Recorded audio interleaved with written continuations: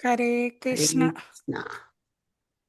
ஜெயோ ராத மாதவ ஜெயோ குஞ்ச பிகாரி ஜெய கோபிச்சன வல்லவ ஜெயோ கிரிவரதாரி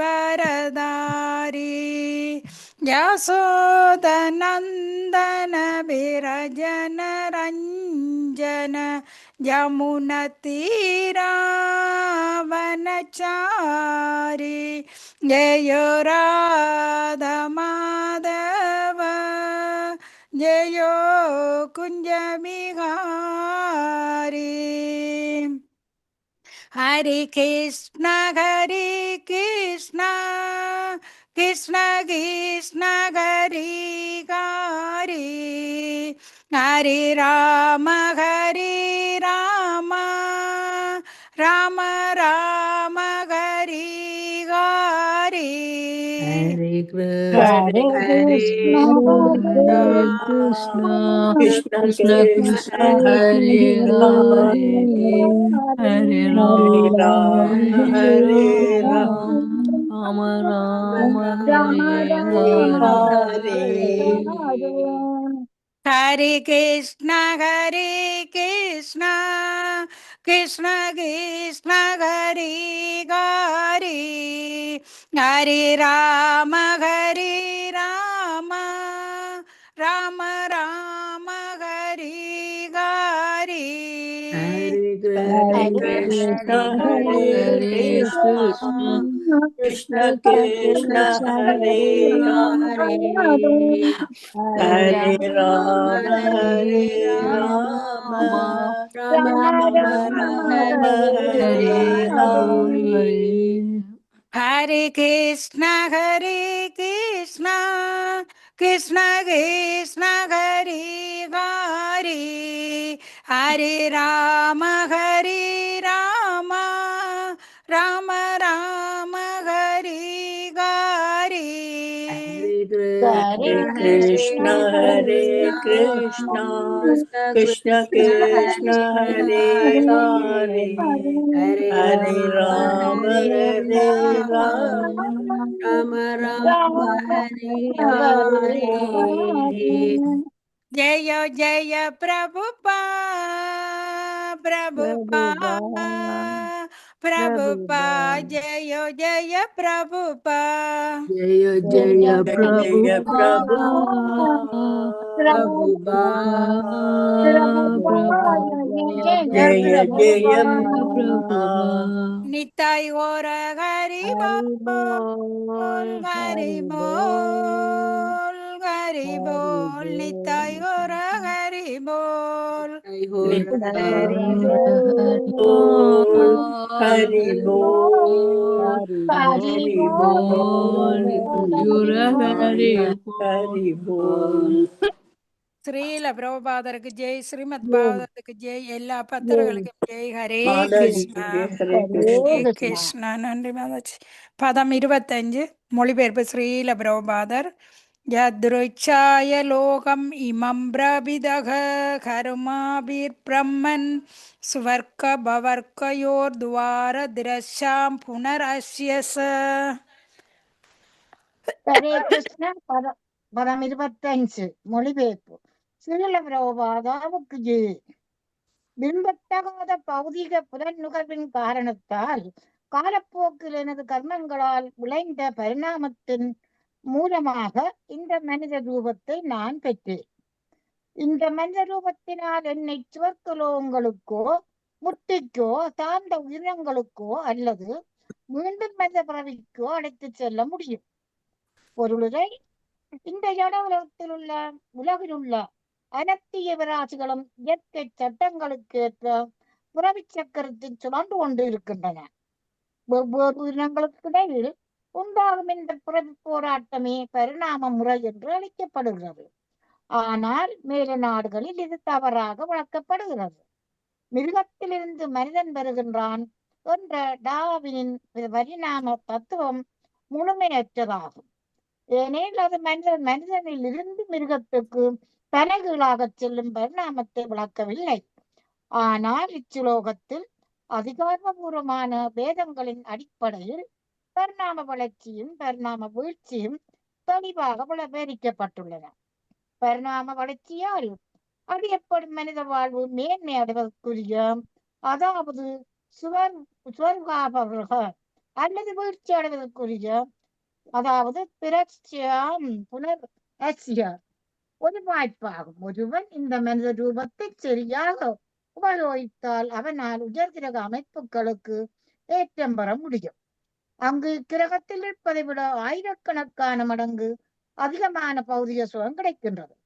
அல்லது இந்த பரிணாம வளர்ச்சி அல்லது வீழ்ச்சியில் இருந்து விடுபட்டு தனது ஆவியான ஆன்மீக வாழ்வின் மறுபடியும் நிறுத்தப்படுவதற்கு ஒருவன் அறிவை வளர்த்துக் கொள்ளலாம். இது அவர் வர்க்கம் அல்லது முக்தி என்று அழைக்கப்படுகிறது. ஓகே, அப்படி இல்லைங்க. இதுல என்ன சொல்லப்படுதுன்னு சொன்னா, விருப்பத்தகாத பௌதிக புலனுணர்வின் காரணத்தால் காலப்போக்கில் எனது கருமங்களால் விளைந்த பரிமாணத்தின் மூலமாக இந்த மனித ரூபத்தை நான் பெற்றேன். பரிணாம வளர்ச்சியில வந்துதானே நாங்கள் மனித ரூபத்தை பெறுகிறோம். அப்ப இந்த மனித ரூபத்தினால் என்னை சுவர்க்கலோகங்களுக்கோ முத்திக்கோ தாழ்ந்த உயிரினங்களுக்கோ அல்லது மீண்டும் மனித பிறவிக்கோ அழைத்து செல்ல முடியும் என்றார் சொல்றது? பகவான். மகாராஜ். அப்ப இதுல வந்து பாருங்க, இந்த ஜட உலகில் உள்ள அனைத்து ஜீவராசிகளுக்கும் இயற்கை சட்டங்களுக்கு ஏற்ப பிறவி சக்கரத்தில் சுழன்று கொண்டிருக்கின்றனர். உண்மையா பொய்யா? எங்கட கர்மா பொறுத்து தானே பிறவி சக்கரத்துல நாங்க சுழன்று கொண்டிருக்கிறோம். அப்ப பாருங்க, வெவ்வேறு உயிரினங்களுக்கு இடையில் உண்டாகும் இந்த பிறவி போராட்டமே பரிணாம முறை என்று அழைக்கப்படுகிறது. ஆனால் மேல நாடுகள்ல என்ன சொல்லப்படுது, தவறாக விளக்கம் கொடுப்படுது. அப்படி மிருகத்தில் இருந்து மனிதன் பெறுகிறான் என்ற டார்வின் பரிமாண தத்துவம் முழுமையற்றது ஆகும். பாருங்க, பரிணாம வளர்ச்சின்னு சொல்லப்படுது. இந்த டார்வின் கொள்ளை எப்படி சொல்லப்படுது, மிருகத்தில இருந்து மனிதன் வரான்னு சொல்லப்படுது. அப்படி இல்லை. பரிணாம வளர்ச்சி எங்க துவங்குது? முதல் இது தாவரம்.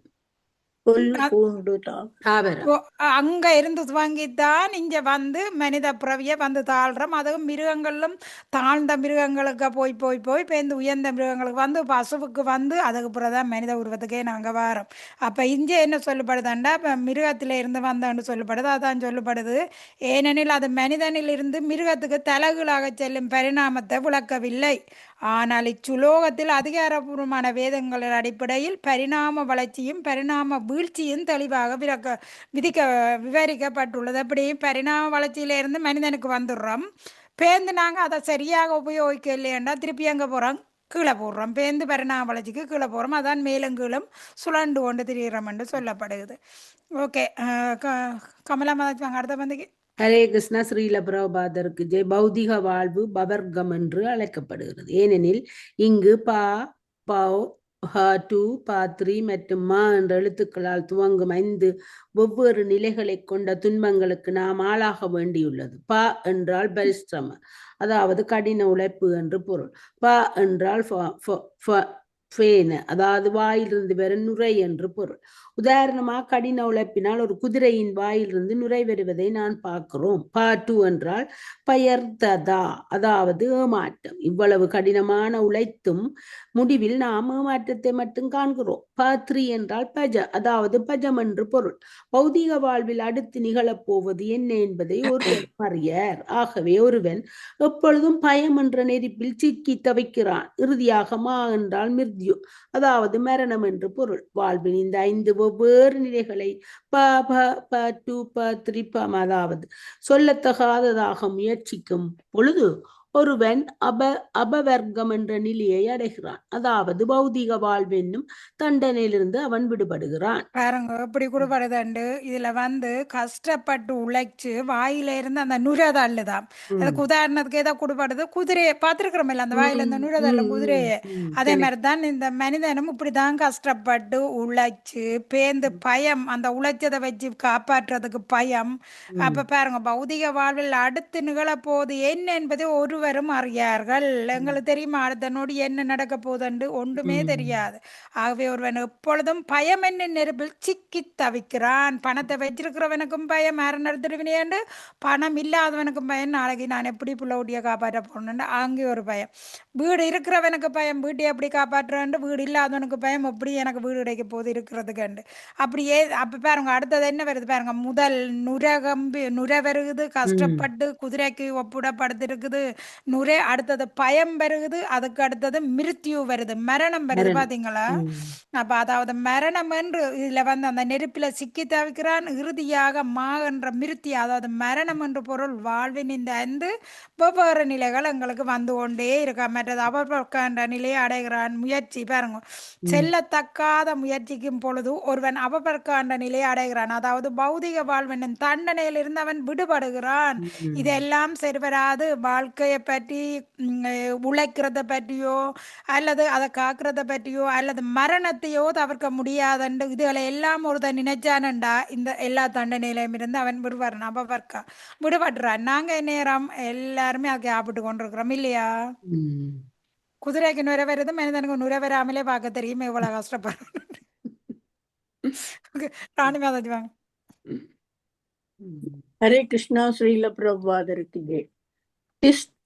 திரஸ்தாம் என்ற சொல் வீழ்ச்சியடைந்த வாழ்வை குறிக்கிறது. மனித வாழ்வானது மிகச் சிறந்த வாழ்வை மேற்கொள்வதற்கு ஒரு வாய்ப்பளிக்கிறது. மேலே நாட்டவர் நினைப்பது போல் குரங்கிலிருந்து மனிதர் வருகின்றனர். அவர்கள் மிகவும் சௌகரியமான நிலையில் இருக்கின்றனர். ஆனால் ஸ்வர்க்கத்திற்கோ அல்லது அபவர்க்கத்திற்கோ தன் மனித வாழ்வை அவன் உபயோகிக்கவிட்டால் அவன் நாய் பன்றிகளைப் போல் மிருகங்களின் இழிவடைந்த வாழ்வுக்கு மீண்டும் விழுந்து விடுகிறான். ஆகவே அறிவுள்ள ஒரு மனிதன் மேலுலங்களுக்கு தன்னை உயர்த்தி கொள்வதா அல்லது இந்த பரிணாம முறையிலிருந்து தன்னை விடுவித்துக் கொள்வதற்கு தயார் செய்வதா, அல்லது பரிணாம வளர்ச்சி அல்லது பரிணாம வீழ்ச்சி என்ற உயர்ந்த மற்றும் தாழ்ந்த பிறவிகளில் மீண்டும் பிரயாணம் செய்வதா என்பதை எண்ணி பார்க்க வேண்டும். ஒருவன் பக்தி மார்க்கத்தில் செயல்பட்டால் அவன் மேலுலகங்களுக்கு உணர்த்தப்படுவான் அல்லது முத்தியடைந்து ஆன்மீக உலகுக்கு செல்வான். இவ்விரண்டும் இல்லையெனில் நாய் பன்றி போன்ற உயிரினங்களுக்கு அவன் இழிவடைவான். யாந்தி தேவ விரதா தேவான் என்ற பகவத்கீதை 9:25 விளக்குவது போல் மேலு உலகங்களுக்கு தேவலோகம் அல்லது ஸ்வர்க்கலோகம் ஏற்றம் பெற விரும்புபவர்கள் அதற்காக தங்களை தயார்படுத்திக் கொள்ள வேண்டும். அதுபோலவே முக்தி பெற்று ஆன்மீக உலகிற்கு திரும்பி செல்ல விரும்புவோடும் அந்த நோக்கத்திற்காகத்தான் தன்னை தயார்படுத்திக் கொள்ள வேண்டும். ஓகே, அப்ப இதுல என்ன சொல்லப்படுது? இப்ப பாருங்க என்ன சொல்லப்படுதுண்டா கீழே பாருங்க, இவ்விரண்டும் இல்லை என்ன எனில் நாய் பன்றி போன்ற உயிரினங்களுக்கு அவன் இழிவடைவான். யாந்தி தேவ பிரதா தேவான் பித்ருன் என்று சொல்லப்படுது. என்னண்டு தேவர்களை வழிபடுகிற தேவர்களிட பித்ருக்களை வழிபடுவார், பித்ருகிட்ட பேபிசாசுகளை வழிபடுவான், பேபிசாசுகளிட்ட போவான். அதே மாதிரி தன்னை வழிபடுபவன் தன்னிட்ட வருவான் என்று சொல்லப்படுது. யார்கிட்ட? பகவானை வழிபட்டவன் தன்னை வழிபடும். பாருங்க, இப்ப பேபிசாசுகளை வழிபட்டு அங்க போகலாம்னு சொன்னா ஏன் கிருஷ்ணரை வழிபட்டு கிருஷ்ணர்கிட்ட போக முடியாதா? அந்த நம்பிக்கை மனிதனுக்கு வராதுல தான் பேபிசாசுகளையும் பூதங்களையும் வழிபடுத்துறோம். அப்ப நாங்கள் என்ன போல பாருங்க, அது போல முத்தி பெற்ற ஆன்மீக உலகு திரும்பி செல்ல விரும்புவனும் அந்த நோக்கத்திற்காக தன்னை தயார்படுத்தி கொள்ள வேண்டும். அதான் தன்னை எனக்கு சொல்லி பகவான் ஒருத்தன் விரும்பினான் நான் பக்குவமடையோடும் முத்தி அடையோடும் இந்த இறப்பு பிறப்பில இருந்து தப்போணும்னு சொன்னா பகவானை வணங்கினா பகவானுடைய சென்றடைவோம். அடுத்தது தானே மாதாஜி வாங்க. ஹரே கிருஷ்ண மாதாஜி. ஜெய் ஸ்ரீ பிரபாதருக்கு ஜி. ஆகவே இந்த கிருஷ்ண பக்தி இயக்கமானது மனித சமுதாயத்திற்கு கிடைத்துள்ள மிகச்சிறந்த வரப்பிரசாதம் ஆகும். ஏனெனில் ஆன்மீக உலகிற்கு திரும்பி செல்லும் வழிமுறையை இந்த இயக்கம் போதிக்கின்றது. 3 ஜட இயக்க குணங்களுடன் சகவாசம் கொள்வதால் வெவ்வேறு வகையான உடல்கள் அடைகின்றன. அதாவது காரணம் குணசங்கோ சஸ்ய சத் அசத் யோனி ஜென்மசு என்று பகவத்கீதையில் 13:22 தெளிவாக கூறப்பட்டுள்ளது. இப்பிறவிய சத்வம் ரஜம் தமஸ் ஆகிய பௌதிக குணங்களுடன் சகவாசம் கொள்வதற்கேற்ப அடுத்த பிறவியில் ஒரு குறிப்பிட்ட உடலை ஒருவன் பெறுகின்றான். ஜீவராசி நித்தியமானவன் என்றாலும் ஜட இயற்கையுடனான சேர்க்கையின் காரணத்தால் அவன் பல்வேறு உயிரினங்களின் பிறக்க வேண்டிய நோய்வாய்ப்பட்ட நிலையில் வைக்கப்படுகின்றான் என்பதை நவீன நாகரிகம் அறியவில்லை. நவீன நாகரிகம் இயற்கையின் சட்டங்களை அறியாததாக இருக்கின்றது. ஹரே கிருஷ்ணா. இதுல இப்ப ராணி மாதாச்சி படிச்சதுக்கே மாதிரி இப்ப இந்த டார்வின் இவன் இல்ல கமலா மாதாஜி படிச்ச டார்வின் கொள்ளையனா டார்வின் என்ன குரங்குல இருந்து மனிதன் வந்தானு தான் விஞ்ஞானிகள் சொல்ற. அதெல்லாம் பிரபாதா சொல்ற. அப்ப அவன் அப்பா எல்லாம் அப்ப குரங்கு உண்டு, எல்லாருமே அப்ப குரங்கு பரம்பரையில இருந்தான் வந்தது உண்டு. டார்வின் கொள்கையை மறுதளிக்கிறார் பிரபாதா. பரிணாம வளர்ச்சியைத்தான் சொல்றார். விஞ்ஞானிகள் குரங்குல இருந்து மனிதன் வந்த டார்வின் பரம்பரையை சொல்லப்படுது. இப்ப இதுல பாருங்க, அந்த ராணி மாதாஜி படிச்ச இந்த கடைசியில பிரபாதா என்ன கொடுக்குறாருண்டா, முத்தி பெற்ற ஆன்மீக உலகுக்கு திரும்பி செல்ல விரும்புபவனும் அந்த நோக்கத்திற்காக தன்னை தயார்படுத்தி கொள்ள வேண்டும். அடுத்த பிரபாதா என்ன கொடுக்குறாரு பாருங்க. ஆகவே இந்த கிருஷ்ணாபதி இயக்கமானது மனித சமுதாயத்திற்கு கிடைத்துள்ள மிகச்சிறந்த வரப்பிரசாதம் ஆகும். ஏன் பகவான் இப்ப ஜாந்தி தேவவிரதா ஜாந்தி பித்ருலோகான அதெல்லாம் இருக்குல்ல, அந்த அதுகளை வணங்குறவன் அவன்கிட்ட போவான்டா, பகவானை வணங்குறவன் பகவான்கிட்ட போவான். அப்ப தயார் செய்ய வேணும். அந்த தயார் செய்யறது தான் இந்த கிருஷ்ணாபதி இயக்கம் ஒரு வரப்பிரசாதம் ஆகும் என்று பிரபாதா கொடுக்குறார். ஏனெனில் ஆன்மீக உலகுக்கு திரும்பி செல்லும் வழிமுறையை இந்த இயக்கம் போதிக்கிறது. மற்ற 3 ஜட இயற்கை குணங்களை பற்றி சொல்லப்பட காரணம் குணசங்கோ சயத் சத் அசத் யோனி ஜன்மசு என்று பகவத்கீதை கூறுற போல, இப்பிறவியில் சத்வ ரசத் தமஸ் ஆகிய பௌதிக குணங்களுடன் சகவாசம் கொள்வதற்கு ஏற்ப அடுத்த பிறவியில் ஒரு குறிப்பிட்ட உடலை ஒருதன் பெறுகிறான். பார்த்தீங்களா, இந்த 3 குணத்தின் தொடர்பை வச்சுத்தான் அடுத்த பிறவியை அடைகிறோம். அப்ப ஜீவராசி எப்படியானவன்? நித்தியமானவன் ஜீவராசி. ஆனா என்ன அங்க கிடைக்குது எங்களுக்கு? இந்த ஜட இயற்கையுடனான சேர்க்கையின் காரணத்தால் அவன் பல்வேறு உயிரினங்களில் பிறக்க வேண்டிய நோய்வாய்ப்பட்ட நிலையில் வைக்கப்படுகிறான். என்ன நோய்? பௌதிக நோய். பௌதிக நோயால 3 குணங்களோட தொடர்பு கொண்டு அதுக்கேற்ற உடல்களை அடுத்தடுத்து பெற்று கொண்டிருக்கிறான். ஆனா ஆத்மா என்னது? அவன் ஜீவராசியார் நித்தியமானவன், அவனுக்கு எந்த களங்கம் கிடையாது. ஆனால் இந்த உடலை மாற்றேக்கு அது வரும், அந்த உடலுக்கு போக வேண்டி இருக்குது. அப்ப நவீன நாகரிகம் அறியவில்லை. நவீன நாகரிகம் இயற்கையின் சட்டங்களை அறியாததாக இருக்கிறது. இயற்கையை அழிக்கிறது நவீன நாகரிகம். ஓகே, கதிர்மோகன் மாதாஜி. ஹரே கிருஷ்ணா. ஸ்ரீல பிரபாதாவுக்கு ஜெயம். பிரகிருதே கிரியமானானி குணை கர்மாணி சர்வசஹ அகங்கார விமுடாத்மா கர்தாகம் இதி மன்யதே. 3 ஜட இயற்கை குணங்களின் ஆதிக்கத்துக்கு உட்பட்டுள்ள குழப்பமடைந்துள்ள ஆத்மா உண்மையில் இயற்கையால் நிறைவேற்றப்படும் செயல்களுக்கு தானே கர்த்தான் எண்ணுகின்றான். அதாவது பகவத்கீதை 3:27. ஒவ்வொரு ஜீவராசியும் ஜட இயற்கையின் உறுதியான சட்டங்களின் முழு கட்டுப்பாட்டில் இருக்கின்றான். ஆனால் அறிவற்ற மூடர்கள் தங்களை சுதந்திரமானவர்கள் என்று எண்ணுகின்றனர். ஆனால் உண்மையில் அவர்கள் சுதந்திரமானவர்கள் அல்ல, முட்டாள்தனமான ஒரு நாகரிகம் மிகவும் ஆபத்தானதாகும். ஆகவே இயற்கையின் கட்டிப்பான சட்டங்களுக்கு மக்கள் முழுமையாக கட்டுப்பட்டுள்ள நிலையை அவர்களுக்கு உணர்த்த இந்த கிருஷ்ண பக்தி இயக்கம் முயற்சி செய்து வருகின்றது. இவ்வாறாக கிருஷ்ணரின் புறச்சக்தியான மாயா சக்திக்கு மக்கள் பலியாவதிலிருந்து அவர்களை காப்பாற்ற இந்த இயக்கம் முயன்று வருகின்றது. பௌதிக சட்டங்களுக்கு பின்னால் பரம ஆளுநரான ஸ்ரீகிருஷ்ணர் இருக்கின்றார். அதாவது மயாத்யசேன பிரகிருதி சுயாதேச சராசரம். ஆகவே கிருஷ்ணரிடம் ஒருவன் சரணடைவானாயின் மாமேவ ஏ பிரபத்யந்தே மாயாம் ஏதாம் தரந்தி இதே, அவன் உடனடியாக பௌதிக சக்தியின் கட்டுப்பாட்டிலிருந்து விடுவிக்கப்படுவான். அதாவது சகுணான் சமதீத்யை தன் பிரம்ம பூயாய கல்பதே. இதுவே வாழ்வின் குறுக்குகளாக இருக்க வேண்டும்.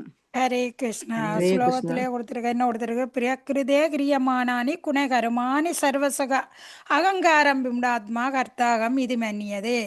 அவ 3 இயற்கை குணங்களின் ஆதிக்கத்திற்கு உட்பட்டுள்ள குழப்பமடைந்த ஆத்மா உண்மையில் இயற்கையால் நிறைவேற்றப்படும் செயல்களுக்கு யார் கர்த்தான் நினைக்கிறானாம்? சுலோகத்துக்கு வருது கர்த்தாக மிதி மன்னியரே. அந்த விமுடாத்மா என்ன நினைக்கிறான்? நான் தான் எல்லாத்தையும் செய்யறேன், நான் தான் எல்லாத்தையும் செய்யறேன். அவனா செய்யறான்? இயற்கையால நடத்தப்படுது பகவான் பார்வையின் கீழ். அப்போ ஒவ்வொரு ஜீவராசியும் ஜட இயற்கையின் உறுதியான சட்டங்களில் முழு கட்டுப்பாட்டில் இருக்கிறான். அப்போ பாருங்க, இந்த இயற்கையின் முழு கட்டுப்பாட்டில் இருந்து கொண்டு நான் தான் எல்லாத்தையும் செய்தான், நான் தான் கர்த்தால் என்று சொல்ல அவன் முட்டாளா இல்லையா? சொல்லுங்க பாப்போம். இயற்கையின் கட்டுப்பாட்டுக்கு நாங்கள் இருக்கிறோம். இந்த இயற்கையை மீறி நாங்கள் செய்ய முடியாது. ஒவ்வொரு நிமிஷத்துக்கே ஆபத்து இருக்குது. ஒவ்வொரு தேவர்களும் எங்களை பார்த்து கொண்டிருக்கிறோம். நாங்கள் என்ன செய்கிறோன்ட்டு எல்லாரும் கண்காணித்து கொண்டு தான் இருக்கிறேன். பாருங்க. ஆனால் அறிவற்ற மூடர்கள் தங்களை சுதந்திரமானவர்கள் என்று எண்ணுகின்றனர். அப்ப இந்த கலியுகத்துல முழு முட்டாள் தான் எல்லாருமே. நாங்க சுதந்திரமானவர் என்று நினைக்கிறதே முட்டாள்தனம். ஆனால் உண்மையில் அவர்கள் சுதந்திரமானவர்கள் அல்ல, முட்டாள்தனமாகும். அதை கொடுத்துட்டு பாருங்க, இது சுதந்திரமானது இல்லை, முட்டாள்தனம். முட்டாள்தனமான ஒரு நாகரிகம் மிகவும் ஆபத்தானதாகும் இல்லையா? இப்ப நாகரிகம் வளைஞ்சிட்டு ஆபத்தை தானே நோக்கி கொண்டு நாங்க போறோம். பயம் இல்லாம இருக்கிறோமா, சந்தோஷமா இருக்கிறோமா? அப்ப அதுதான் சொல்லப்படுது. அப்ப நாகரிகம் ஆபத்து. ஆகவே இயற்கையின் கண்டிப்பான சட்டங்களுக்கு மக்கள் முழுமையாக கட்டுப்பட்டுள்ள நிலையை அவர்களுக்கு உணர்த்த இந்த கிருஷ்ணாபதி இயக்கம் முயற்சி செய்து பெறுகிறதுன்னு பிரபாதா கொடுக்குறார். இந்த அறிவற்ற மூடர்களுக்கு அறிவை கொடுக்கறதுக்கு. அப்ப இவ்வாறாக கிருஷ்ணர் புறச்சத்தியான மாயா சக்திக்கு மக்கள் பலியாவதிலிருந்து அவர்களை காப்பாற்ற இந்த இயக்கம் முயன்று வருகிறது.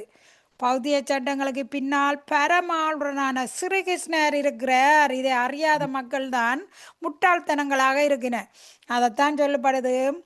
எனவே கிருஷ்ணரிடம் ஒருவன் சரணடைய வேண்டும்.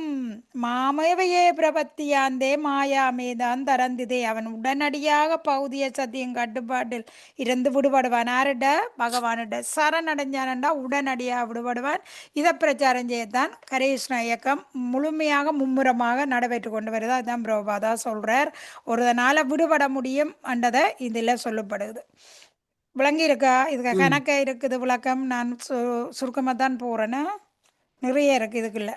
உங்களுக்கு கேள்வி இருக்கா இதுக்குள்ள? இந்த சுலோகம் இப்போ நாங்கள் படித்ததுக்கு விளங்குதா? ஓகேயா? எல்லாரும் ஓகேயா? ஓகே. நிர்மலாமா வாங்க. பதம் 26. ஸ்ரீல பிரபாதாக்கு ஜெய். தத்ராபி தத்பதீனாம் சௌகாய பதுந்தை கர்மாணி குர்வதாம் துஷ்ட்வா நிவ்ருக்தோசுமி விபர்யம். ஹரே கிருஷ்ணா. மொழிபெயர்ப்பு. மனித உருவில் உள்ள இவ்வாழ்வில் பாலுணர்வு சுகத்திற்காக ஒரு ஆணும் பெண்ணும் இணைகின்றனர். ஆனால் அவர்களில் இருவரும் மகிழ்ச்சியாக இல்லை என்பதுதான் பூர்வமான உண்மை. ஆகவே இத்தகைய முரணான பலன்களைக் கண்டு பௌதிக செயல்களில் பங்கேற்பதை நான் நிறுத்திவிட்டேன். ஹரே கிருஷ்ணா. பொருளுரை ஸ்ரீல பிரபாதாக்கு ஜெய். என்மை துனாதி கிருத்மேதி சதம் ஹி துச்சம் என்று பிறர்களாக கூறியது போல் ஆண் பெண் இருபாலரும் உடலுறவு சுகத்தை நாடுகின்றனர். விவாக சட்டத்தினால் அவர்கள் இணைக்கப்பட்ட பிறகு சில காலத்திற்கு அவர்கள் மகிழ்ச்சியாக இருக்கின்றனர். ஆனால் இறுதியில் கருத்து வேறுபாடு ஏற்படுகிறது. இவ்வாறாக பிரிவு அல்லது விவாகரத்து உண்டாகிறது. ஒவ்வொரு ஆணும் பெண்ணும் உடலுறவின் மூலம் வாழ்வை அனுபவிக்க மிகவும் ஆவலாக இருந்த போதிலும் பிரிவும் துன்பமுமே பலன்களாக அமைகின்றன. கட்டுப்பாடான உடலுறவு வாழ்வுக்கு ஒரு சலுகையாக ஆணுக்கும் பெண்ணுக்கும் திருமணம் சிபாரிசு செய்யப்படுகிறது. இது பகவானால் பகவத்கீதையிலும் சிபாரிசு செய்யப்படுகிறது. தர்மா விருத்ததோ பூதேஷு காமோஸ்மி. அதாவது போடலாம். அதாவது சமய கொள்கைகளுக்கு முரண்பாடான உடலுறவு வாழ்வு கிருஷ்ணரே ஆகும். ஒவ்வொரு ஜீவராசியும் எப்பொழுதும் உடலுறவு வாழ்வை அனுபவிக்க ஆவல் கொண்டுள்ளான். ஏனெனில் உண்ணுதல், உறங்குதல், உடலுறவு கொள்ளுதல், தற்காத்து கொள்ளுதல் ஆகியவை அடங்கியதே பௌதிக வாழ்வாகும். மிருக வாழ்வில் உண்ணுதல், உறங்குதல், உடலுறவு கொள்ளுதல், தற்காத்து கொள்ளுதல் ஆகியவற்றையும் ஒழுங்குபடுத்த முடியாது. ஆனால் மிருகங்களைப் போலவே உண்ணவும் உறங்கவும் உடலுறவு சுகத்தை அனுபவிக்கவும் மற்றும் தற்காத்து கொள்ளவும் மனிதன் அனுமதிக்க வேண்டும். என்றாலும் அவனுடைய இச்செயல்கள் ஒழுங்குபடுத்தப்பட்டவையாக இருக்க வேண்டும். ஓகே. அப்படியே இல்லைங்க வேற. அப்ப இதுல என்ன சொல்லப்படுது பாருங்க. பிரகலாதர் என்ன சொல்ற? ஜன்மத்துனானி கிருகமேதி சுகம் ஸ்கீ துச்சம். ஒரு பாருங்க கூறியது போல் ஆண் பெண் இருபாலரின் உடல் சுகத்தை நாடுகின்றனர். அதுல என்ன நடக்குது? விவாகத்தின் மூலம், விவாக சடங்கின் மூலம் இணைக்கப்படுகின. பேர்ந்த ஒரு பிரிவு வந்துட்டு அங்க ரத்து நடக்குது, விவாக ரத்து நடக்குது. அது வேதத்துல கொடுக்க இல்லை. வேதத்துல சடங்கு குடும்பத்திற்குது.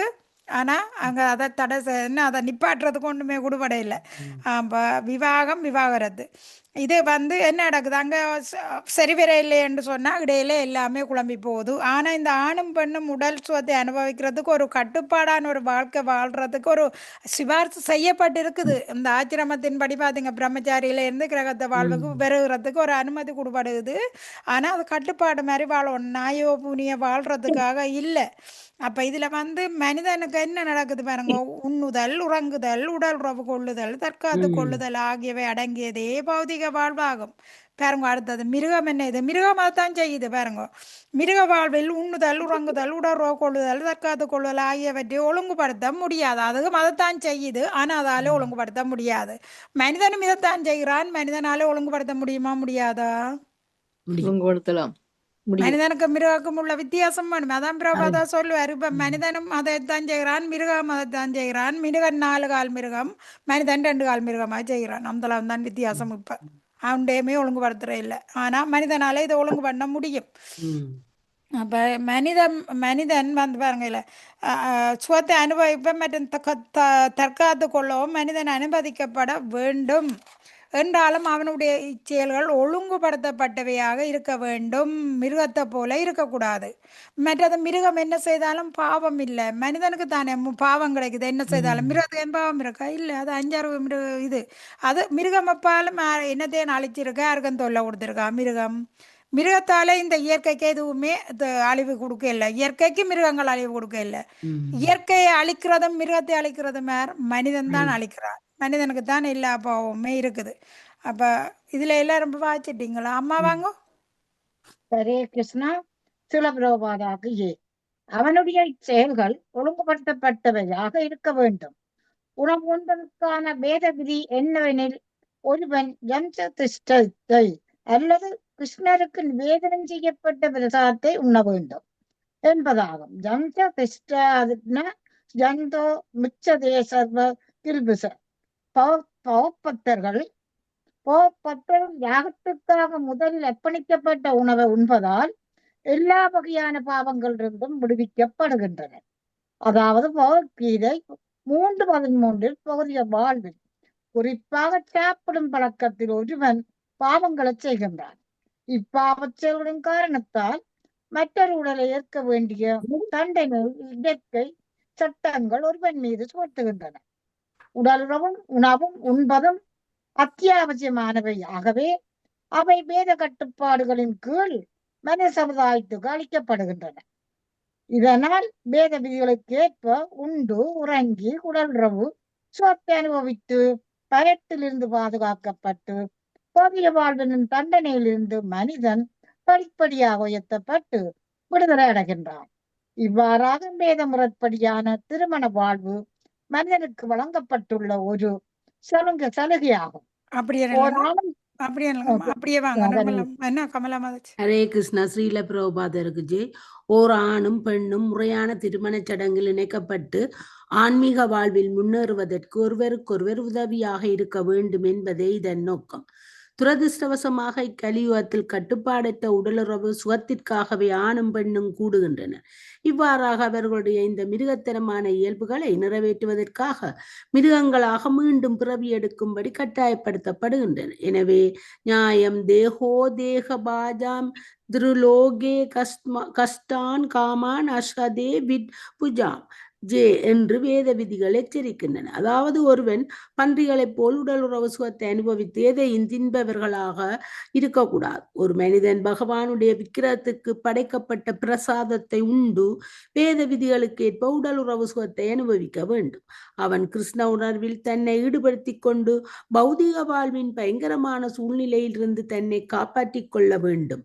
மேலும் கடுமுளைப்பினால் ஏற்பட்ட களைப்பை போக்கிக் கொள்வதற்காக மட்டுமே அவன் உறங்க வேண்டும். கருமிகளால் அனைத்தும் துஷ்பிரயோகம் செய்யப்படுவதால் எல்லா கர்மங்களிலிருந்தும் தான் விலகி இருப்பதாக கற்றறிந்த அந்த பிராமணர் கூறுகிறார். ஹரே கிருஷ்ணா. இந்த பிராமணர் யாருன்னு தெரியுமா? யாரு சொல்லப்படுது? அதுதான் மாதாஜி நான் யோசிச்சு கொண்டிருக்கேன். பரம புரியல. நாரதரும் பிரகலாதனும் என்ன அந்த ஒரு போராடத்து ஒரு பருத்த உடலோட ஒருத்தர் இருக்கிறாரா? யார் மாதாஜி அது? நான் வாசிச்சேன், அது விளங்க இல்லை எனக்கு. அந்த மலைப்பாம்பு மாதிரி இருந்தவரை காண்றாருல்ல மலைப்பாம்பு அந்த மாதிரி இருக்காரு. காவேரி கரையில பிரகலாதர். இப்ப அவர் தான் அவரைத்தான். பேசுறார். பிரகலாதர் அவர் அவருக்கு யார் மரியாதை பாடாது எல்லாம் கொடுத்து அவர் யார் பாடாது அவரை நீ யாருண்டு வரப்போது அந்த மலைப்பாம்பு மாதிரி இருந்தவர் தான். இப்போ ஏனெண்டா அவர் ஒரு இடத்துக்கும் போகல, இருந்த இடத்திலேயே சாப்பிட்டு கொண்டிருக்கிறார். அப்போ அவர் முகம் ஜொலிப்பாக இருக்குது. பிரகலாதர் அவர்கிட்ட வினாவுறார், நீ யார் என்ன நடந்தாண்டு. இப்போ பிரகலாதனுக்கு அவர் தன் கதையை சொல்லி கொண்டிருக்கிறார். அந்த இடத்துல எல்லாத்தையுமே சொல்றார். அதான் சொல்லப்படுது என்ன கடைசியில் என்ன கருமிகளால் அனைத்தும் துஷ்பிரயோகம் செய்யப்படுவதால் எல்லா கர்மங்களிலும் இருந்து தான் விலகி இருப்பதாக கற்றறிந்த அந்த பிராமணர் குரு அவர் ஒரு பிராமணர். அப்ப இதுல என்ன சொல்லப்படுது பாருங்க, இப்ப மிருகங்கள் செய்த பாவம் மனுஷர் செய்த பாவம் இல்லை, பாவம் இல்லை மிருகத்துக்கு மனிதருக்கு பாவம். அப்ப இதுல உணவு உண்பதற்கான வேத விதிகள் என்னவெனில் ஒருவன் யக்கினத்தை செய்யணும், பகவானுக்காக அந்த நிவேதனத்தை படைச்சு அந்த பிரசாதமாக ஒருத்தன் உண்டானா அங்க யக்கினம் செய்ததுக்கு சரி. பகவத பக்தர்கள் யாகத்திற்காக முதல்ல அர்ப்பணிக்கப்பட்ட உணவை உண்பதால் எல்லா வகையான பாவத்திலும் இருந்து விடுபடுகினையாம். அப்ப இதுல என்ன சொல்லப்படுதுன்னா, இப்பாவச் செயலின் காரணத்தினால் மற்றொரு உடலை ஏற்க வேண்டிய தண்டனையை இயற்கை சட்டங்கள் ஒருவன் மீது சுமத்துறது. என்ன பகவானுக்கு படைக்காம கண்டது நின்றது எல்லாமே நாங்க சாப்பிட்டோம்னா அந்த பாவ தண்டனை நாங்கள் அனுபவிக்கத்தானே வேணும். அது இயற்கை எங்களில் சுமத்துது. நாங்கள் வேண்டாமென்றாலும் சொல்ல முடியாது, வேணுமென்னு சொல்ல முடியாது, அது கட்டாயம் நடந்தே ஆகுது, சுமத்தப்படுது. அப்போ இதுதான் உடல் உணவு உண்பது அத்தியாவசியமானவை. ஆகவே அவை வேத கட்டுப்பாட்டின் கீழ் மனித சமுதாயத்துக்கு அளிக்கப்படுகின்ற பாருங்க. உடல் உறவு கொண்டா என்ன, உணவு சாப்பிட்டா என்ன, என்னென்றாலும் உணவை பகவானுக்கு படைச்சி சாப்பிட்றது வேத கொள்கையில இருக்கு. உடல் உறவு வாழ்க்கைன்னா பிரம்மச்சாரியத்தில் இருந்து கிரகத்தை வாழ்வைக்கு வாரது. அவருடைய ஆன்மீக குருவின கட்டின்பாட்டுப்படி ஒரு கல்யாணத்தை கட்டி மனைவியோட அளவோட உறவு வச்சு கொள்ளணும். ஒரு குழந்தையை பெறால் கிருஷ்ணா பக்திக்காக நல்ல நாட்டுக்கு நல்லதை செய்கிற ஒரு குழந்தையே பெற வேணும். அப்போ அதான் சொல்லப்படுது பாருங்க. இதனால் வேத விதிகளுக்கு ஏற்ப உண்டு உறங்கி உடல் உறவு சுகத்தை அனுபவித்து பயத்திலிருந்து பாதுகாக்கப்பட்டு பௌதிக வாழ்வென்னும் தண்டனையிலிருந்து மனிதன் படிப்படியாக உயர்த்தப்பட்டு விடுதலை அடைகிறான். அப்ப இவ்வாறாக வேத முறைப்படியான திருமண வாழ்வு மனிதனுக்கு வழங்கப்பட்டுள்ள ஒரு சலுகை ஆகும். ஒரு சலுகை. இப்ப அப்படியா நடக்கு? எதுவுமே இல்லை, வேதகம் இல்லை, சலுகையும் இல்லை, எதுவும் இல்லை, அப்படியே போய்க்கொண்டே இருக்குது ஆடு மாடுகள் மாதிரி. அப்போ ஆடு மாடுகளை கூட சொல்லக்கூடாது, பூனியால கூட சொல்லக்கூடாது, அவ்வளோ கவலமாக இப்போ மனிதன் போய்கொண்டிருக்கிறான். நாங்கள் ஆன்மீக வாழ்வை இன்னும் முன்னேறுவதற்கு ஒவ்வொருவருக்கொருவர் உதவியாக இருக்க வேண்டும் என்பதே இதன் நோக்கம். பாருங்க, ஆன்மீகத்தில் முன்னேறதுக்கு ஒவ்வொருத்தருக்கு முன்னேற்றத்துக்கு உதவியாக இருக்கணும் ஆன்மீகம் செய்கிறதுக்கு.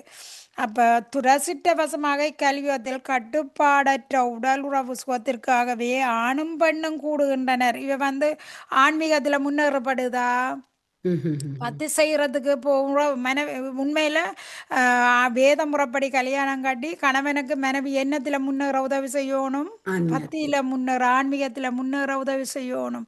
வேத முறைப்படி தான் கல்யாணம் கட்டணும். கட்டினா பிறகு ஆன்மீகத்துல முன்னேற கணவனுக்கு மனைவி உதவி செய்யணும். அப்ப கணவனும் மனைவியுமே முத்தி அடைஞ்சிடும் இறுதியில. இந்த கலியுகத்துல என்ன நடக்கு? ஆணும் பெண்ணும் கட்டுப்பாடே இல்லாம போய்கொண்டிருக்க எங்க ஆன்மீகத்துல முன்னேறது? அப்ப இவ்வாறாக அவர்களுடைய இந்த மிருகத்தனமான இயல்புகளை நிறைவேற்றுவதற்காக மிருகங்களாக மீண்டும் பிறவி எடுக்கும்படி கட்டாயப்படுத்தப்படின. பார்த்தீங்களா? விளக்கம் வந்துட்டு என்னண்டா, மிருகங்களை போல நீங்கள் நடக்கிறீர்கள், அப்போ அடுத்த பிறப்பிலும் மிருகங்களாகத்தான் நீங்கள் பிறக்கப்படணும். இயற்கை எங்களுக்கு கட்டாயமாக அதை தருகுது. மனித உடல் எடுத்து நீங்கள் மிருகங்கள் மாதிரி நடக்கிறீர்கள், அதால் அடுத்த பிறப்பு மிருகங்கள் தான் நீங்கள். அப்போ எனவே நயம் தேகைய தேக பயாம் நிருலோக கஷ்டான் காமான் அர்கதே விடாபுயா என்று வேத விதிகள் இழைச்சிருக்கணும். அதாவது ஒருவன் பன்றிகளைப் போல் உடல் உறவு சுகத்தை அனுபவித்து எதையும் தின்பவர்களாக இருக்கக்கூடாது. பாருங்க எப்படி கொடுபடுது. இப்படி இருந்தா இந்த மனித உடம்புல இருந்து இந்த அட்டகாசத்தையும் செய்தா இறந்தோன்னம் யமனிட்ட கூட்டி கொண்டு போய்க்க அங்க எப்படியாம் தண்டனை கொடுபடுது தெரியுமா? மலத்தை சாப்பிட்றதுக்கு பயிற்றுவிக்கப்படுமா. அதுக்கு பிறகு எப்படி உடல் எடுக்கிறார்? பண்டி உடலாயே பிறந்துடுறார். அங்கே பழக்கப்படுத்தி போட்டு இப்போ இங்க உடலை எடுக்க அனுமதிக்கப்படுறதா. அப்போ ஒரு மனிதன் பகவானுடைய விக்கிரகத்திற்கு படைக்கப்பட்ட பிரசாதத்தை உண்டு வேத விதிகளுக்கு ஏற்ப உடல் ரோஸ்வத்தை அனுபவிக்க வேண்டும். அவன் கிருஷ்ண உணர்வில் தன்னை ஈடுபடுத்தி கொண்டு பௌதிக வாழ்வின் பயங்கரமான சூழ்நிலையிலிருந்து தன்னை காப்பாற்றி கொள்ள வேண்டும். மேலும் கடும் உழைப்பினால் ஏற்பட்ட களைப்பை போக்கிக் கொள்வதற்காக மட்டுமே அவன் உறங்க வேண்டும். பாருங்க, இப்ப சில நேரம் 24 மணித்தெல்லாம் முறங்குற மக்களும் இருக்கணும் இல்லையா? ம். நேரம் கட்ட நேரம் எல்லாம் முறங்குறது எது பிரம்ம முகூர்த்தம்னு தெரியாது. சூரியன் அப்போ வச்சது மறைஞ்சேன்னு கூட சில பேருக்கு தெரியாது. அப்போ எப்படி இருக்கும்? இதெல்லாம் மிருக வாழ்வு. கடைசி அடுத்த பிறப்பு மனித உடம்பு தந்தாச்சு பிரயோசனம் இல்லை. ம். நீ இனி மிருக உடம்புக்கு போ, அதை செய்யன்னு பகவான் அங்கே தள்ளி விட்டுருவார். அதான் சொல்ல கருமிகளால் அனைத்தும் துஷ்பிரயோகம் செய்யப்படுவதால் எல்லா கர்மங்களிலிருந்து தான் விலகி இருப்பதாக கற்றறிந்த அந்த பிராமணர் கூறுகிறார். இப்படிப்பட்டவையில இருந்து தான் விலத்தி இருக்கிறேன் என்று அவர் சொல்றார். இப்ப யார் வாஜது? கமலா மாதாஜி என்ன ராணி மாதாஜி வாங்க. ஹரே கிருஷ்ணா. பதம் 27 ஸ்ரீல பிரபுபாதருக்கு ஜெய். சூஹம் அஸ்யாத்மனோ ரூபம் சர்வே ஹோ பரதிஸ் தடுக மனஹ சம்ஸ்பர்ஷயான் திருஷ்டவா போகான் இஸ்வப்யஸ்யாமி விம்சன் சம்விசன். ஹரே கிருஷ்ணா. ஸ்ரீல பிரபாதற்கு மொழிபெயர்ப்பு. ஜீவராசிகளுக்குரிய உண்மையான வாழ்வு முறை உண்மையான ஆன்மீக ஆனந்தத்தை அனுபவிப்பதாகும். பௌதிக செயல்களை எல்லாம் நிறுத்திவிடும் பொழுதுதான் இந்த ஆனந்தத்தை ஒருவனால் அடைய முடியும்.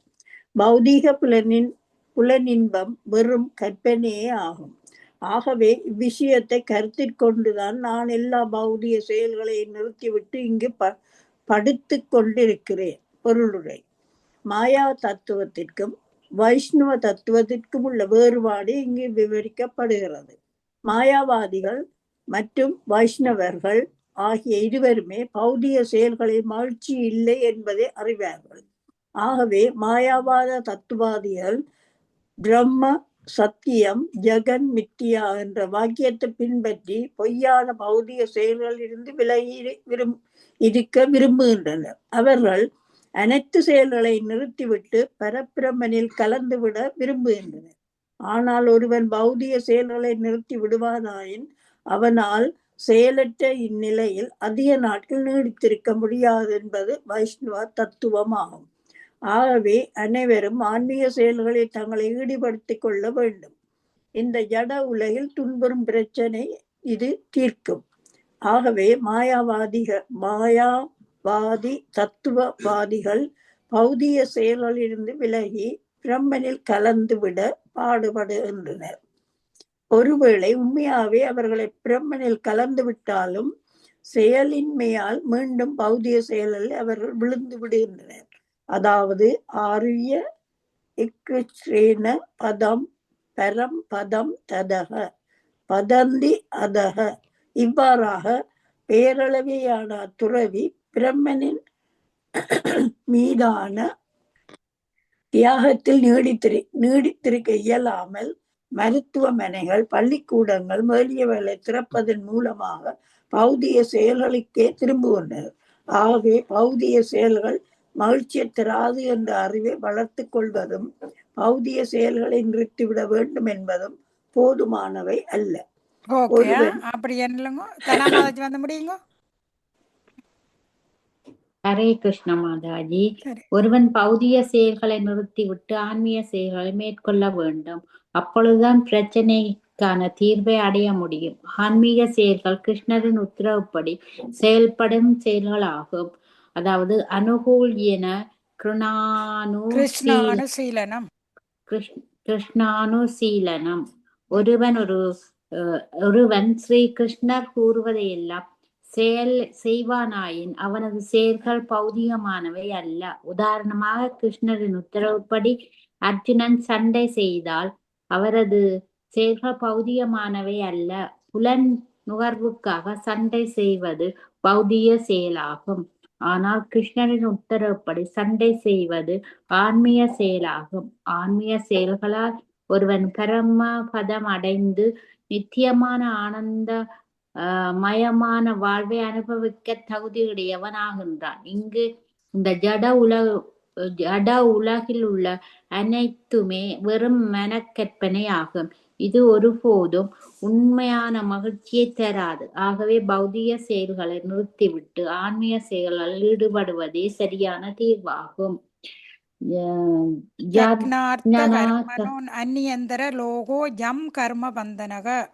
கர்ம புருஷராகிய ஜக்ஞரை அல்லது விஷ்ணுவை திருப்திப்படுத்துவதற்காக ஒருவன் செயற்படுவானாயின் அவன் முத்தி பெற்ற நிலையில் இருப்பவனாகின்றான். ஆனால் இதை செய்ய தவறியவன் பந்தப்பட்ட வாழ்வில் இருப்பவனாகின்றான். ஹரே ஹரே கிருஷ்ணா. கிருஷ்ணா மாதாஜி, ஹரே கிருஷ்ணா, நன்றி.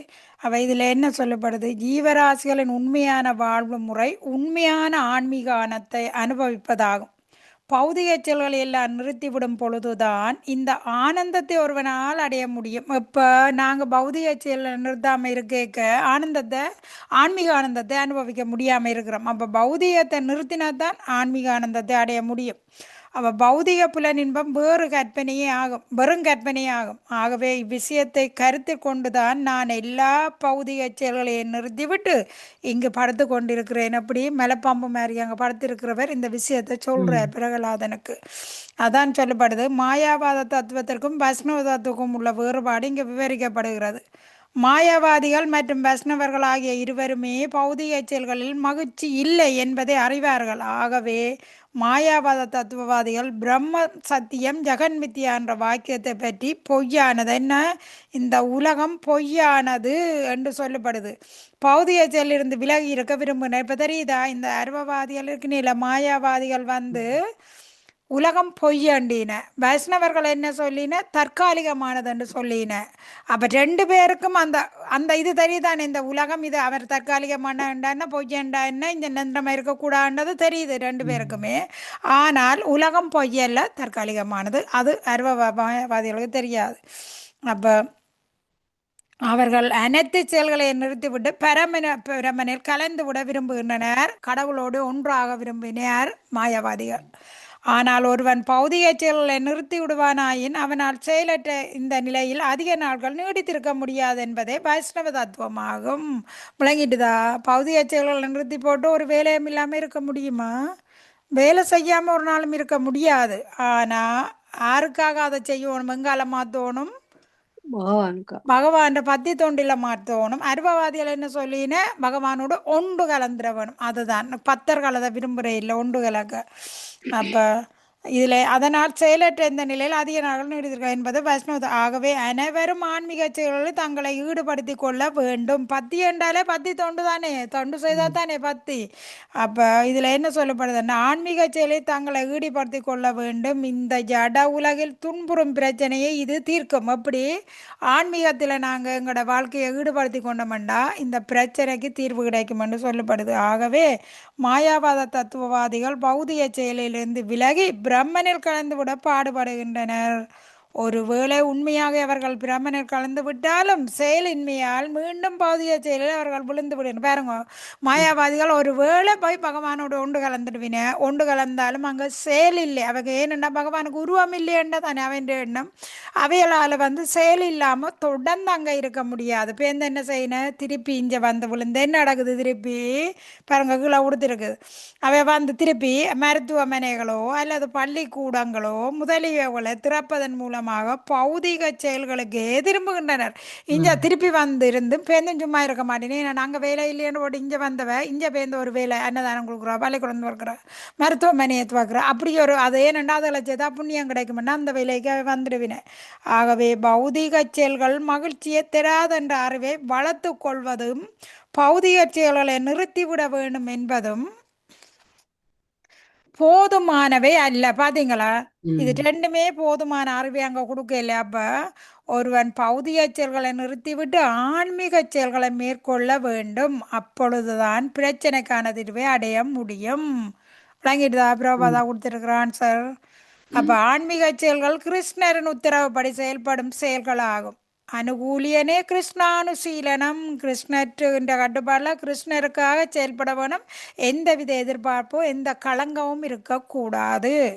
அப்போ ஒருவன் ஸ்ரீ கிருஷ்ணர் கூறுவதை எல்லாம் செய்வானாயின் அவனது செயல்கள் பௌதிகமானவை அல்ல. உதாரணமாக கிருஷ்ணரின் உத்தரவுப்படி அர்ஜுனன் சண்டை செய்தான். அங்க பௌதிகமா? அது கிருஷ்ணரின் ஆன்மீகம். அப்போ புலனுணர்வுக்காக சண்டை செய்வது பௌதிக செயலாகும். முதல் இப்போ பகவத்கீதை துவக்கமே என்ன மாதிரி இருந்தது? புலனுணர்விலான் அர்ஜுனன் இருந்தான். அப்படி உறவுகளை கொல்ல மாட்டேன், நான் யுத்தம் செய்ய மாட்டேன். இப்போ வந்து 2வது அத்தியாயம் 7வது ஸ்லோகத்தில் அவன் அவரையே குருவாக இருக்கிறான். அப்போ பகவான் உத்தரவின்படி அவன் யுத்தம் செய்ததால் அவனுக்கு பாவமும் இல்லை, அது பௌதிகமான செயலும் அல்ல. ஆனால் கிருஷ்ணரின் உத்தரவுப்படி சண்டை செய்வது ஆன்மீக செயலாகும். ஆன்மீக செயல்களால் ஒருவன் பரமபதம் அடைந்து நித்தியமான ஆனந்தமயமான வாழ்வை அனுபவிக்க தகுதியுடையவன் ஆகிறான். அப்போ இங்கு இந்த ஜட உலகில் உள்ள அனைத்துமே வெறும் மெனக்கற்பனையாகும். இது ஒருபோதும் உண்மையான மகிழ்ச்சியை தராது. எவ்வளவுதான் முன்னேறி கொண்டு போனாலும் மகிழ்ச்சியை தராது. முன்னேறி கொண்டு போகிறோம் மரணத்தை நிறுத்த முடிஞ்சதா? முன்னேறி கொண்டு போகிறோம்டா, என்னத்துக்கு மருத்துவமனை தேவையில்லையே. நாங்கள் முன்னேறி கொண்டு போகிறோம்டா, முன்னேறோம்டா ஒவ்வொன்றையும் கண்டுபிடிச்சி நோயும் வியாதியும் தான் மனிதனுக்கு வந்து உடம்புக்குள்ளே நிற்கிது. வேண்டாமென்றாலும் அது போகாது. அதுக்கு ஒரு மருந்தை போட அதை இன்னொரு மருந்தம், இப்போ அதுக்கு ஒரு மருந்தை போட இன்னொரு மருந்தம். இதை விட மருந்தே போடாமல் சாகலாம். அப்படியோ சாகத்தானே போகிறோம், மருந்தை போடாமல் செத்து போகலாம். அவைக்கு பிசினஸ் இல்லாம போயிடும். பிஸ்னஸ்ஸு அதால தான் நல்ல காலம் நீ இப்போ வந்தபடியாக உன்னை காப்பாற்றினேன். அங்கே காப்பாற்ற ஒன்றுமே இருக்கே இல்லை. இந்த கதையை சொல்லி அவனை காட்டறைக்கு வர பண்ணி இப்போ அவன்கிட்ட இருந்த காசை பிடுங்கி அவன் பிஸ்னஸ் செய்திடுவான். 68 மிஷினுகள், ஒவ்வொன்றுக்கும் ஒரு மிஷின் வச்சிருக்கிறான். அதெல்லாம் அங்கே லோனை எடுத்து வேண்ட போட்டுடுவான் ப்ரைவேட்டை. அதை கட்டணுமே. ஸ்ரீலங்காவில் நாங்க போனா தானே. ஸ்ரீலங்காவில் ஆக மோசமாக நடக்குது. சுகமாக அரசாங்க வைத்தியத்தில் மாற்றக்கூடிய மக்களை முழுக்களுமே ப்ரைவேட். அவனே அங்கே அரசாங்கத்தில் வேலை செய்கிற டாக்டரே ப்ரைவேட் அவனை திறந்து வச்சிருவான். அவன் என்ன செய்வான்? அவனுக்கு வேறு வேணும், அங்கே அனுப்பி விடுறது. அப்போ காசு இல்லாதவளை என்ன செய்கிறது? கடன் பட்டு கஷ்டப்பட்டு அதுங்க போய் கடைசியில் அந்த கடனை அழைக்கவே உழைச்சி செத்துருங்க. அப்படி ப்ரைவேட்டுக்கு போகாமல் அந்த ஹாஸ்பிட்டலுக்கு என்னென்னா அவனே உடனே சாடிச்சு போட்டு என்ன செய்வான்? அவர் கொஞ்சம் அந்த மருந்து வேண்டதுக்கு இவ்வளோ காசு வேணும், ப்ரைவேட்லாம் எடுக்க வேணும், ஒரு அந்த மருந்தை வேண்டி கொண்டு வந்துட்டீங்களன்னா இப்போ காப்பாற்றிடுவேன். நான் அங்கே என்ன அந்த ஆள் செத்து தான் கிடக்கும். அவன் என்ன செய்வான்? இப்போ காப்பாற்றுவேன், மருந்தை வேண்டி கொண்டு வா, இவ்வளோ காசு அவனே வச்சிருப்பான். அங்கே ப்ரைவேட் டிஸ்பென்சரி, அங்கே போய் ஃபார்மசி, அங்கே போய் மருந்தை வேண்டி கொண்டு இங்கே வந்து கொடுக்குறது. ஆனால் யாருக்கு கொடுப்படுது? செத்தவனை வச்சு முளைக்கிறான். உண்மையா இல்லையா சொல்லுங்க பாப்போம். இப்போ செத்து போன சாக்காடி போட்டு செத்தவனை வச்சே காசு உழைக்கிறான். இதுதான் இப்பத்த வாழ்க்கையும் கலியோகமும். ஏன் ஆன்மீகத்திலேயோ கடவுள்லையோ நான் இறந்தா பாவத்தை அனுபவிக்க வேணுமே என்ற கூட அவன் அஞ்சுறான். இல்லை, அந்த ஒரு பணத்தை ஒரு ஏழையை இவ்வளோ லட்சத்தை கொண்டு வாண்டா அவன் என்ன வழியில் கொண்டு வருவான்? அந்த ஏழைக்கு எங்கே போவான்? அந்த ஏழை அதை யோசிக்கிறானா பணக்காரனுக்கு பணத்துக்கு மேலே ஆசை இல்லையா சொல்லுங்க பாப்போம். பணத்தை வச்சிருக்க இன்னும் சேர்க்கணுமென்ற ஆசை பணக்காரனுக்கு. இதெல்லாம் கருமித்தனமான செயல். அந்த பாவத்துக்கு அவன் ஒரு நாள் அனுபவிச்சு தான் தீர வேணும். அதெல்லாம் சொல்லப்படுது. எதை செய்தாலும் பகவானுக்காக செய்ய வேணும். சரியான தீர்வாகும் என்ன? இதில் பாருங்க, மகிழ்ச்சி. ஆகவே பௌதிக செயல்களை நிறுத்திவிட்டு ஆன்மீக செயல்களில் ஈடுபடுவதே சரியான தீர்வாகும். ஜக்னாத்த கர்மனோ அந்நியந்தர லோகோ எம் கர்ம பந்தன. பரமபுருஷருக்காக ஜக்னரை அல்லது விஷ்ணுவை திருப்திப்படுத்துவதற்காக ஒருவன் செயல்படுவானாயின் அவன் முத்தி பெற்ற நிலையில் இருப்பவன் ஆகிறான். ஆனால் இதை செய்ய தவறுவன் பந்தப்பட்ட வாழ்வில் இருப்பவன் ஆகிறான். 49 உண்டார். அடுத்தது நிர்மலாமா வாங்க. நிர்மலாமா கதர்மல் மாதாஜி. ஹரே கிருஷ்ணா. கதர்மல் மாதாஜி வாசிக்கிட்ட மாதாஜி. கதர்மல் மாதாஜி வாசிக்கவே. ஹரே கிருஷ்ணா. பதம் 28. ஸ்ரீல பிரபாதாவுக்கு ஜெயம். இதி ஏதத் ஆத்மன ஸ்வார்த்தம் சந்தம் விம்ஸ்ருத்ய வைபுமான் விசித்ராம் அசதித்வைதே கோராம் ஆப்னோதி சம்ஸ்ருதம் சுதிம். மொழிபெயர்ப்பு. இவ்வாறாக உடலுக்குள் வாழும் பந்தப்பட்ட ஜீவாத்மா தன்னை உடலுடன் அடையாளப்படுத்திக் கொள்வதால் தனது உண்மையான சுயநலத்தை மறந்து விடுகின்றார். உடல் பௌதிகமானது என்பதால் அவன் இயற்கையாகவே ஜட உலகின் பலதரப்பட்ட நிலைகளால் கவரப்பட்டு பௌதிக வாழ்வின் துன்பங்களை அனுபவிக்கின்றான். பொருளுரை. அனைவரும் மகிழ்ச்சியோட முயற்சி செய்கின்றனர். ஏனெனில் சுகம் அஸ்யாத்மனோ ரூபம் சர்வே ஹோ பரதிஸ்தனுக என்று முந்திய ஸ்லோகத்தில் விவரிக்கப்பட்டது போல் ஜீவராசி அவனது ஆதியான ஆன்மீக ரூபத்தில் இருக்கும் பொழுது இயற்கையாகவே மகிழ்ச்சியாக இருக்கின்றான். ஆன்மீகமான ஜீவனுக்கு துன்பம் என்ற கேள்விக்கே இடமில்லை. நிர்மலாமா கொடுங்கோ. வாங்க நிர்மலாமா. ஹரே கிருஷ்ணா. ஸ்ரீல பிரபாதாக்கு ஜெய். கிருஷ்ணா எப்பொழுதும் மகிழ்ச்சியாக இருப்பதால் அவரது பின்ன பகுதிகளான ஜீவராசிகளும் இயற்கையாகவே மகிழ்ச்சியாக இருக்கின்றனர். ஆனால் இந்த ஜட உலகில் தள்ளப்பட்டு கிருஷ்ணருடனான தங்களது நித்திய உறவை மறந்துவிட்ட காரணத்தால் அவர்கள் தங்களுடைய உண்மையான இயற்கையையும் மறந்துவிட்டனர். நம்மில் ஒவ்வொருவரும் கிருஷ்ணரின் ஒரு பகுதியாக இருப்பதால் அவருடன் நமக்கு பாசமுள்ள ஒரு உறவுமுறை இருக்கின்றது. ஆனால் நம்முடைய உண்மையான சொரூபத்தை மறந்து உடலையே ஆத்மா என்று கருதுவதால் நாம் பிறப்பு, இறப்பு, மூப்பு, நோய் ஆகிய தொல்லைகளால் துன்புறுகின்றோம். ஒருவன் ஸ்ரீ கிருஷ்ணருடனான தனது உறவை புரிந்து கொண்டால் ஒழிய அல்லது புரிந்து கொள்ளும் வரை பௌதிக வாழ்வு தொடர்ந்து கொண்டே இருக்கும். அடுத்த ஸ்லோகத்தில் விவரிக்கப்படுவது போல் பந்தப்பட்ட ஆத்மாவால் தேடிச் செல்லப்படும் மகிழ்ச்சி வெறும் மாயை என்பதில் ஐயமில்லை. ஹரே கிருஷ்ணா. ஹரே கிருஷ்ணா. பாத்தீங்களா, இதுல என்ன கொடுத்திருக்குது? ஒருதன் இதுல உண்மையான கிருஷ்ணா பக்திக்கு ஒருதன் திரும்பினானே தவிர இல்லையென்று சொன்னா இவனால நிம்மதியாகவே இருக்க முடியாது. எப்படி கொடுப்பாரு பாருங்க, கிருஷ்ணருடனான தங்களது நித்திய உறவை மறந்து விட்ட காரணத்தினால் அவர்கள் தங்களுடைய உண்மையான இயற்கையையும் மறந்து விட்டனர். அப்ப இந்த உறவை நாங்க புதுப்பிக்க வேணும். எல்லாருமே கிருஷ்ணா பாருங்க. இப்ப ஹரே ஹரே கிருஷ்ணா கிருஷ்ண கிருஷ்ணா ஹரி ஹரி ஹரே ராம ஹரே ராம ராம ராம ஹரி ஹரி. பாருங்க, இல்ல கொடுக்குது. நம்மில் ஒவ்வொருவரும் கிருஷ்ணன் ஒரு பகுதியாக இருப்பதால் அவருடன் நமக்கு பாசமுள்ள ஒரு உறவு முறை இருக்கிறது. பாருங்க, கிருஷ்ணருக்கும் எங்களுக்கும் பாசமுள்ள ஒரு உறவு முறை இருக்குது. ஆனால் நம்முடைய உண்மையான சொரூபத்தை மறந்து, என்ன உண்மையான சொரூபம்? நாங்கள் ஆன்மாண்டு. அடுத்தது பகவானுடைய பின்ன பகுதிகள். பகவானோட என்ன மண்டு சொல்லுவோமே, யார் மறந்துட்டியால்? நித்திய தாசர்கள். நாங்கள் நித்திய தாசர்கள். எங்களுக்கு உறவு முறை பகவானுக்கு மங்களம் உள்ள உறவு முறை இருக்குது. அப்ப உடலையே ஆத்மா என்று கருதுவதால் நாம் பிறப்பு, இறப்பு, மூப்பு, நோய் ஆகிய தொல்லைகளால் துன்புறுகிறோம். உடலைத்தான் நாங்கள் ஆத்மான்னு நினைக்கிறோம், ஆத்மாவை மறந்தே போனோம். அப்போ உடலை மாற்றிக்கொண்டே இருக்கிறோம். அப்போ ஒருவன் ஸ்ரீ கிருஷ்ணருடனான தனது உறவை புரிந்து கொண்டாலே ஒழிய அல்லது புரிந்து கொள்ளும் வரை பௌதிக வாழ்வு தொடர்ந்து கொண்டே இருக்கும். பாருங்க, பகவானை புரிஞ்சு கொள்ளும் வரை பௌதிக வாழ்வில் நாங்கள் சிக்கிப்பட்டு கொண்டே இருப்போம். அடுத்த சுலோகத்தில் விவரிக்கப்படுவது போல் பந்தப்பட்ட ஆத்மாவால் தேடி செல்லப்படும் மகிழ்ச்சி வெறும் மாயை என்பதில் ஐயமில்லை. அப்போ பௌதிக வாழ்வில் நாங்கள் சந்தோஷம் எங்கே, நிம்மதி எங்கே, மகிழ்ச்சியை காணலாம்னு ஓடி ஓடி நாங்கள் தெரிஞ்சுக்கிறதெல்லாம் காணல் நீரை போன்றது. காணல் நீரை தேடி இந்த ஒட்டகங்கள் எல்லாம் எங்கே போகுதாம்? தண்ணி கிடைக்குதுன்னு போய்கொண்டே இருக்கும். தண்ணி கிடையாது. கடைசியாக அந்த முள்ளு சுள்ளிகளை சாப்பிட்டு அந்த ரத்தம் தான், அந்த முள்ளு குத்தினோன்னு நாக்கில் இருந்து ரத்தம் வரும். ஆனால் அது எவ்வளவு ருசியாக இருக்குதே. எங்கே தண்ணியாக குடிக்குது, அந்த தன்னுடைய ரத்தத்தை தானே குடிச்சு தானே ருசியான்னு நினைக்குது. இதுதான் எங்களோட வாழ்க்கை, வேறு ஒன்றுமே இல்லை. வாஞ்சகல்பத்த ருசியா கிருபா சிந்து அவச பதிதானாம் பாவனோப்பியோ வஸ்னோப்பியோ நமோ நமக.